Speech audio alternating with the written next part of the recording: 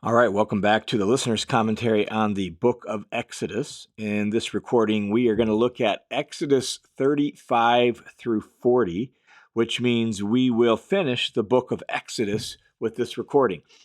And in this section of Exodus, this last handful of chapters, the tabernacle is finally built, and God himself comes to dwell in it among his people. And so, by way of review, we should pay attention to the big structure of this whole last half of the book of Exodus. So, in Exodus chapters 25 through 31, Moses was on Mount Sinai and given instructions for the tabernacle and the priestly garments. Then Moses comes back down from the mountain in chapter 32 and finds Israel having broken the covenant, worshiping a false god.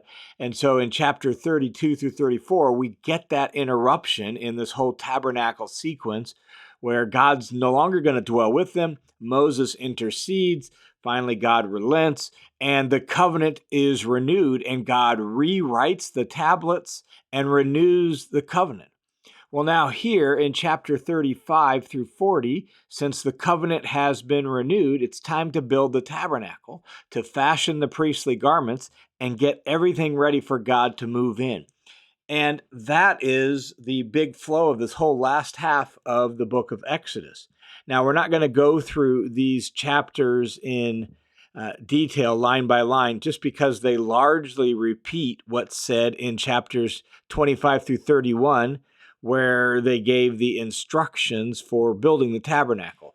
What I want to do here in this recording, looking at these chapters, is provide an overview and a framework for reading these chapters well and grasping the overall message. And that begins with answering a really important question, and that question is, why the tabernacle? The tabernacle must be a big deal since so much space is devoted to it. So let's just talk about that. Why the tabernacle?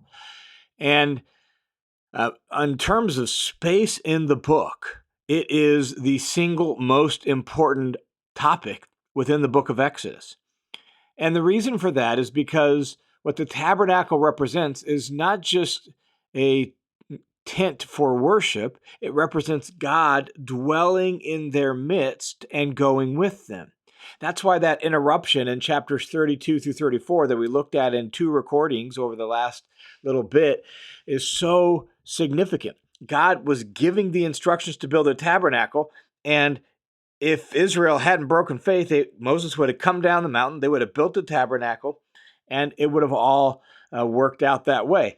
But in chapter 32 through 34, we get that whole interruption wrestling with this question of, will God move in among them, live in a tent among them, and travel with them into the promised land? And God's saying, they're way too stiff-necked and rebellious. I'm not going to go with you. Moses intercedes until God finally does.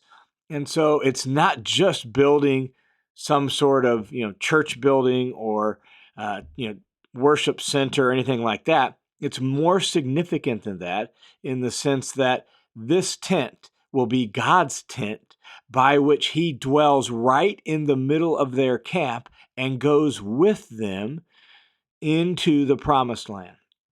And then that little detail is super significant because of the entire flow of the biblical story. Recall, if you will, how the Bible began in the book of Genesis with God somehow walking with humans, Adam and Eve, in the Garden of Eden, God dwelling with them in their midst, and they walked with him until that relationship was ruptured by Adam and Eve's disloyalty and breaking faith with God. They are kicked out of the Garden of Eden. And the whole story of the Bible is really about God working to repair and restore that relationship with human beings so that he can dwell in their midst again and they can be fully and completely united with him again and be his people again. And so from Eden in Genesis 1 through 3, all the way to the end of the book of Revelation, that's what the story is about, where God wants to dwell with humans and he desires to live among humans and have his his purposes and his wisdom and his glory fleshed out through human beings who will be his loyal partners in ruling over this world on his behalf. And so the book of Revelation ends by saying these words. Revelation chapter 21, verse 1 says this, "Then," John writing, "I saw a new heaven and a new earth, because the first heaven and the first earth passed away, and there was no longer any sea." The reason for that is because earlier in the book of Revelation, John saw this sea before God, and it represents both distance between humans and God, as well as the source of sort of like primordial chaos. And so there's no longer any sea. There's no chaos. There's no rupture in the relationship. And John says, "I saw the holy city, the new Jerusalem, coming down out of heaven from God to the earth, prepared like a bride adorned for her husband." And so here comes the new Jerusalem coming down out of heaven. "And I heard a loud voice from heaven saying, 'Behold, the tabernacle of God is among the people, and he will dwell among them, and they will be his people, and God himself will be among them.'" That's been the goal since the relationship was ruptured in Genesis chapter 3. And so here in the book of Exodus, with the building of the tabernacle, the reason so much space is devoted to it, the reason the tabernacle is so significant is because it represents, at least in some sort of partial way, a restoration of Eden. It represents in some sort of partial way God restoring the relationship and moving in among his people and dwelling with them. It represents in some sort of signpost way, pointing forward to what God's going to do at the end when he can fully and ultimately dwell among his fully restored people, and humans and God can live together in harmony again. That's why the tabernacle gets so much space, and that's why it's so important here in the book of Exodus. So now in Exodus chapters 35 through 40, Israel is going to build this tabernacle, this tent palace for God himself. So let me just give a little bit of overview of this section, the major chunks of this section, so you at least have sort of a 10,000-foot view of how this section works. Again, lots of repetition from 25 through 31, but here are the big chunks. In Exodus 35:1 through 36:7, that's chunk number 1 of this section, and it is really where they're preparing the building project. In fact, chapter 35, verse 1 opens by saying this, "Then Moses assembled all the congregation of the sons of Israel and said to them, 'These are the things the Lord has commanded you to do.'" And then it restates the Sabbath instruction. And the reason for that, I think, is significant because at the end of the instructions for the tabernacle, Exodus 31:16 through 17, it ended with, "Remind the people to keep the Sabbath." So now that the covenant has been renewed and the time has come to build the tabernacle, God picks up right at the same place it left off with the Sabbath instructions. And then after that, those instructions, all the instructions for the tabernacle are given from Moses to the people, and they begin to build the tabernacle. In fact, this section, chapters 35 through 36, verse 7, opens by introducing us to the two general contractors, if you will, for the project, Bezalel and Oholiab. And the Spirit empowers these two men to enhance their skill and their ability so that they can help others with those skills to build all the components of the tabernacle. And so we meet these two general contractors, Spirit-empowered general contractors, who are going to oversee the building of this project. And another detail to pay attention to in this section is this idea of great generosity, that the people were so invested in this project after all that has happened and all the interruption and the fear of God not going with them, and maybe even God executing some of them, right? Now the people are so motivated that they respond with great generosity. In fact, they gave so much that they had to be told to stop. We've got enough. No more needs to be given. And that then leads to another little detail to pay attention to in this section. That's the idea of a willing heart. 7 times in this chapter plus, it's said that the whole community was behind this project because they had a willing heart to do it. So that's chunk number 1. Exodus 35:1 through 36:7. The second part of this section is 36:8 down through chapter 39:42. And what happens in this section is all the parts that have been put together, every component has been built. Now they've got to bring all those components together and assemble them into the tabernacle. So they're all brought like pieces of ready to assemble furniture. And now they've got to put them all together so that they can set up the tabernacle. And so much of this section is a repeat from chapters 25 through 31. So let me just help you remember a few key details out of that. Recall the way the instructions were given, and the way the tabernacle works is with progressive zones of holiness, if you will, where the most holy place, the inner sanctuary, where the Ark of the Covenant is going to be and God's presence is going to fill, and it's going to be like a throne for God, and it's going to be the place where blood is going to be sprinkled on the Day of Atonement so the tabernacle can be cleansed and all the people's sins can be dealt with. That's the most holy place. It is like the holiness hotspot, if you will. And then moving out from there, you go to the holy place, the first room of the tabernacle, where the lampstand and the altar of incense and the table with the bread on it are. That's the next zone of holiness, a little less of a holiness hotspot than the most holy place. And then you go outside the tabernacle into the courtyard, and it's still holy, but it's a degree down of holiness. And all of that is represented both by the colors and the metalwork of the tabernacle. And so you'll see this progressive from gold to silver to bronze.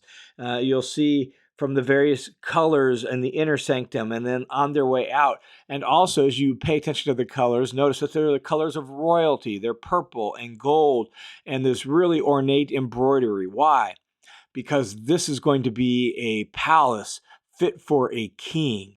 In fact, right at the end of chapter 38, in the middle of this section, 38:21 through 31, it recounts the cost of the tabernacle. And it does so, I think, to emphasize not only its expense, but its grandeur and its glory. It is a place, a tent palace fit for the high king of heaven. That's what the tabernacle is. And so chapters 36, verse 8 down through 39, well, it describes assembling now all the parts of the tabernacle so that it could be brought together and ready to set up. And then in chapter 40, verses 1 through 33, you get the formal setting it up. All the parts are put together and they set up the tabernacle according to God's instructions. And we're told in several times throughout these chapters that it's consecrated. These implements are consecrated. These items are consecrated. That means set apart as holy. These are not just common things that can be clean or unclean. These are holy things. And they deserve a degree of honor and respect and care and reverence.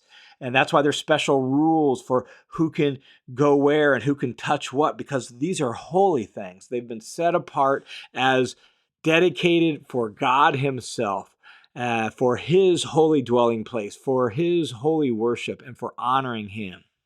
And these events will be described where they actually set up the tabernacle, they consecrate the priests, and they begin to consecrate the tabernacle for its daily worship of the Lord. All those events will be described actually in the book of Leviticus. Leviticus chapters 8 through 10, well, that's opening week of the tabernacle. And so we get detailed description in Leviticus 8 through 10 of what is described in brief here in Exodus chapter 40, verses 1 through 33.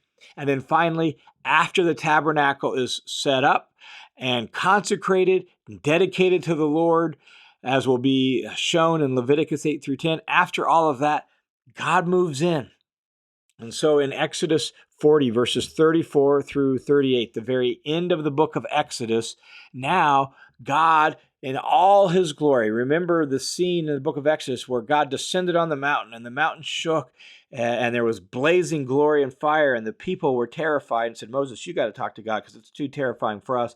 Well, now God descends from Sinai and moves into the inner sanctum of the tabernacle. It's like a portable Sinai, a portable dwelling place for this great and powerful glory of God. Not only that, it's also like a way of God kind of limiting himself so that his glory doesn't overwhelm the people like it did on Mount Sinai. But at the same time, you still got to treat the presence of God with honor and with respect. And we'll see that as well in Leviticus 8 through 10. And so God now has moved into the tabernacle. He's come to accommodate himself and dwell in there, right in the middle of their camp as the high king, their high king, now going to live with them and go with them on their journey to the promised land. And so Moses finished all the work of the tabernacle. So here's the way it reads.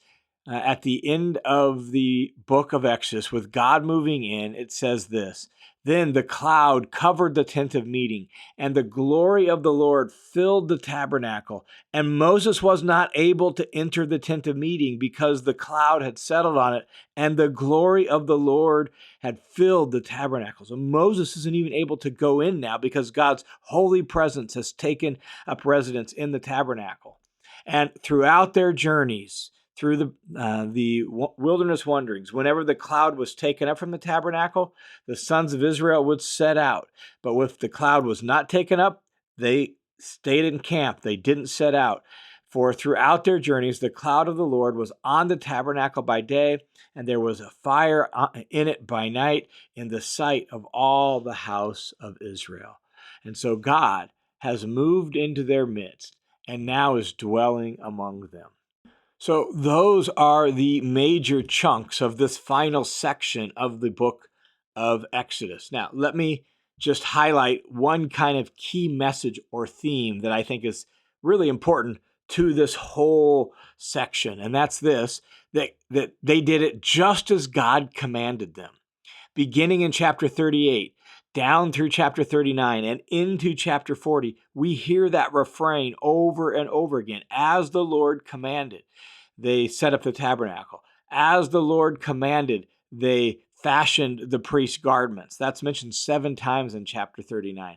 As the Lord commanded, they set up the whole tabernacle. That's mentioned 3 times in chapter 39. And so chapter 39, verse 42 says, So the sons of Israel did all the work according to everything that the Lord had commanded Moses. They followed all those instructions from chapters 25 through 31. They did it just the way God told them to. And Moses examined all the work, and behold, they had done it. Just as the Lord had commanded, they had done it. And so Moses blessed them.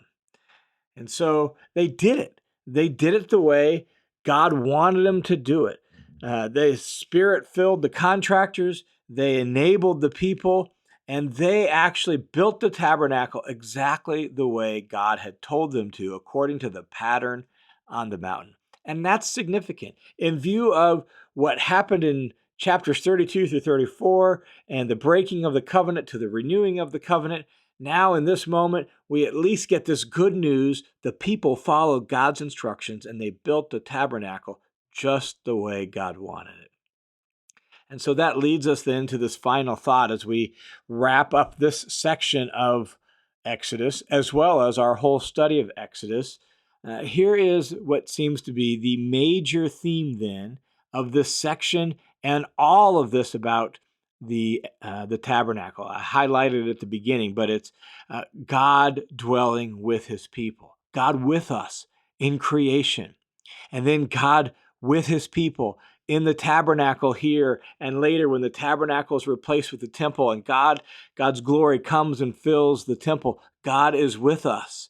And then in the person of Jesus, in John chapter 14, he pitched his tent. He tabernacled among us. When it says God, the Word became flesh and dwelt among us in John chapter 1, verse 14, literally, he tented among us, just like with the tabernacle.